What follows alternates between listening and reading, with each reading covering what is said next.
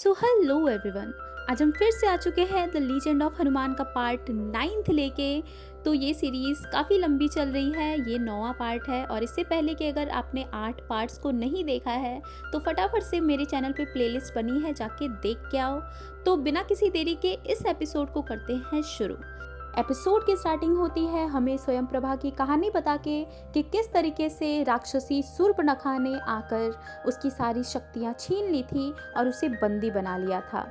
ये चीज़ें हमें दिखाई जाती हैं कि शूर्पणखा आती है जब स्वयं प्रभा अपने गुफा में बैठकर ध्यान लगा रही होती है, और शूर्पणखा आकर उसकी सारी शक्तियाँ छीन लेती है और उसे बंदी बना लेती है। उसका एक अंश एक चिड़िया में चला जाता है। फिर हमें इस सीरीज़ का नाम दिखाया जाता है द लीजेंड ऑफ हनुमान। यहाँ से कहानी आती है प्रेजेंट में, और ये सभी लोग रास्ता खोजते हुए पहुँच जाते हैं उस गुफा में जहाँ पे स्वयं प्रभा रहती थी। यानी कि अब वो बंदी बन चुकी है, तो हो सकता है कि इनको वो यहीं पे मिल जाए। ये सारे लोग अंगद को मूर्छित हालत में स्वयं प्रभा के पास लाए होते हैं ताकि वो इसका उपचार करके इसके प्राण बचा सके। तो ये लोग जाते हैं। अंगद बोलता है कि तुम लोग मेरे लिए इस भयानक गुफा में मत जाओ, पता नहीं अंदर क्या होगा, तुम लोगों के साथ कुछ भी हो सकता है, इसलिए मेरी जान की परवाह मत करो। तुम लोगों को राजकुमारी सीता की खोज में आगे बढ़ना चाहिए, मुझे यहीं पे छोड़ दो। लेकिन हनुमान बोलता है कि हम अब यहाँ तक आ चुके हैं तो हम जरूर जाएंगे, और वो आगे कर देता है हरिया को, क्योंकि ये सारा किया धरा हरिया का ही होता है।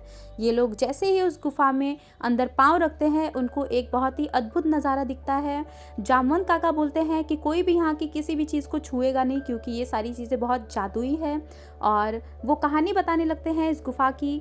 जामवंत जी बताते हैं कि इस गुफा का रचयिता विश्वकर्मा था, जिसको माया जाल का जादूगर भी कहते थे, और इस गुफा को उसने बनाया था जिसमें कि देव और मानव आकर अपनी ही इच्छाओं के चक्र में फंस के रह जाते थे। उसके बाद इंद्रदेव ने माया को वहां से हटाकर इस गुफा का रक्षक बना दिया स्वयं प्रभा को, और सालों से वही इस गुफा की रक्षा करती आ रही है। लेकिन राम और लक्ष्मण से नाराज शूर्पणखा ने स्वयं प्रभा को अपने जाल में फंसाकर उसे बंदी बनाकर इस गुफा की मालकिन बन बैठी। इसके बाद ये लोग फिर से आगे जाते हैं। हनुमान जी और जामवंत जी गौर करते हैं कि ये लोग बार बार एक ही रास्ते से जा रहे हैं, मतलब वो सारी चीजें इनको वापस से दिख रही है जिस चीज से ये लोग गुजर चुके थे। हनुमान जी यहाँ पे ध्यान लगा के बैठ जाते हैं ये पता करने के लिए कि इसमें से कौन सा रास्ता सही है।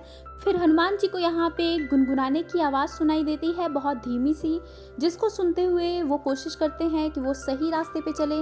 इनको बहुत सारी और भी आवाज़ें आने लगती हैं, लेकिन इनको पता होता है कि इन्हें उसी गाने की तरफ आगे बढ़ना है। ये सभी लोग वापस से हौसला जुटा के हनुमान जी के पीछे चल पड़ते हैं। इनको रास्ते में बहुत सारी चीज़ें दिखती है, लेकिन फाइनली ये उस जगह पे पहुंच जाते हैं जहाँ पे इनको वो रास्ता मिल जाता है जहाँ से इनको गाने की आवाज़ सुनाई दे रही थी। ये जैसे ही अंदर घुसते हैं तो इनको बहुत सारी अचंभित कर देने वाली चीज़ें दिखती हैं, और वहाँ का माहौल बिल्कुल बदला होता है। यहाँ पे उनको दिखती है स्वयं प्रभा।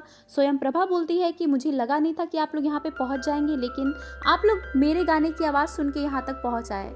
तो अब आप लोग मुझे बताइए कि मैं आपकी क्या मदद कर सकती हूँ। ये सभी लोग अपना परिचय देते हैं।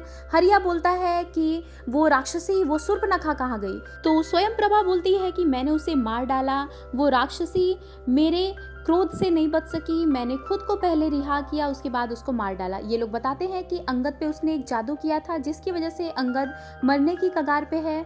दूसरी तरफ नल और नीर को एक फल मिलता है जिसको खाने के लिए वो दोनों लड़ने लगते हैं। यहाँ पे स्वयं प्रभा बोलती है कि मुझे कुछ जड़ी बूटियों की आवश्यकता है जो कि मुझे चाहिए अंगद को ठीक करने के लिए। वो यहाँ पे उस पर कुछ जादू मंत्र पढ़ती है, यानी कि वो अंगद को यहाँ पे ठीक करने के लिए प्रयास करती है। स्वयं प्रभा बोलती है कि मुझे जो जड़ी बूटियाँ चाहिए वो यहाँ पे नहीं बल्कि घने जंगल में मिलेंगी, तो मुझे वहाँ पे जाना पड़ेगा। हनुमान जी बोलते हैं कि आपको जिस चीज़ की ज़रूरत है आप बोलिए, मैं ला दूंगा।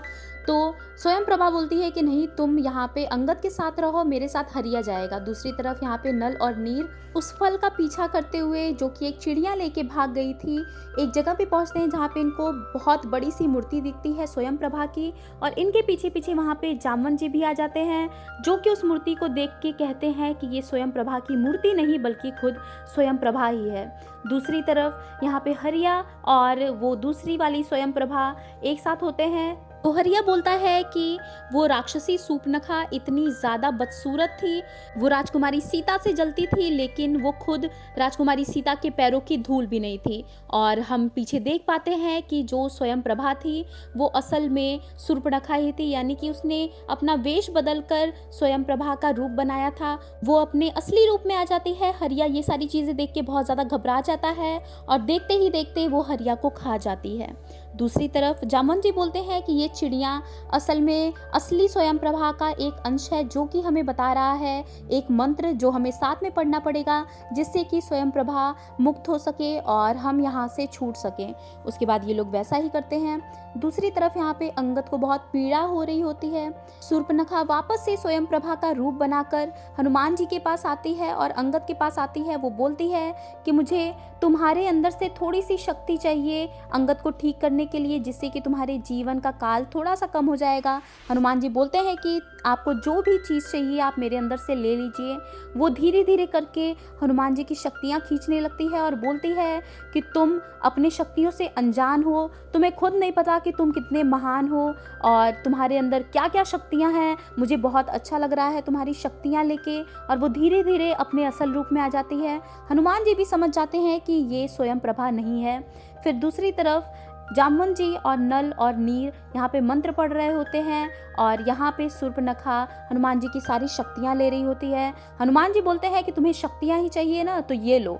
और वो अपनी सारी शक्तियाँ एक साथ उसकी तरफ फेंकते हैं। तो सूर्पनखा को बहुत ही ज़्यादा जलन होने लगती है और बहुत ही ज़्यादा तकलीफ होने लगती है, क्योंकि हनुमान जी के अंदर असल में इतनी शक्तियाँ थी जिसको सूर्पनखा तो क्या उनकी अम्मा भी नहीं संभाल पाएगी। सो ये बस फन के लिए था। तो ये अपनी सारी शक्तियाँ एक साथ उसकी तरफ फेंकने लगते हैं और वो तड़प के अपने जीवन की भीख मांगने लगती है कि रुक जाओ, मुझसे ये सहन नहीं हो रहा, इतनी शक्तियों से मैं जल जाऊंगी। उसके बाद हनुमान जी बहुत ही ज़्यादा क्रोधित होते हैं। यहाँ पे सूर्पनखा लगभग मरने ही वाली होती है, उससे पहले ही यहाँ पे बाकी सारे लोग आ जाते हैं। यहाँ पे असल की स्वयं प्रभा आ जाती है, जिसको जामवंत जी छुड़ा के ले आते हैं। नल और नीर भी वापस लौट आते हैं।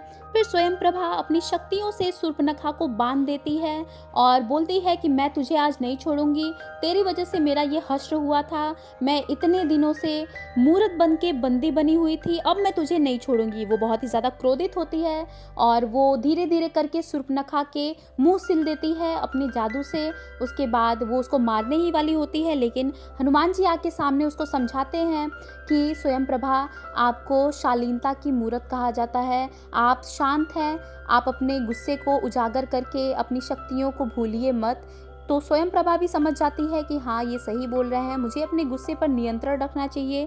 फिर वो लग जाती है अंगद को ठीक करने के लिए।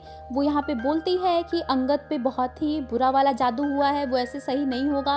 हनुमान जी बोलते हैं कि आप एक बार कोशिश और करिए। फिर वो भी अपना हाथ ऐसे ही फेरते हैं उसमें, लेकिन स्वयं प्रभा गौर करती है कि हनुमान जी के हाथ से कुछ शक्तियाँ निकल रही हैं। इसके बाद देखते ही देखते अंगद यहाँ पे बिल्कुल ठीक हो जाता है और होश में आ जाता है। यहाँ पे सभी बहुत ही ज़्यादा खुश हो जाते हैं अंगद को जीवित देखकर।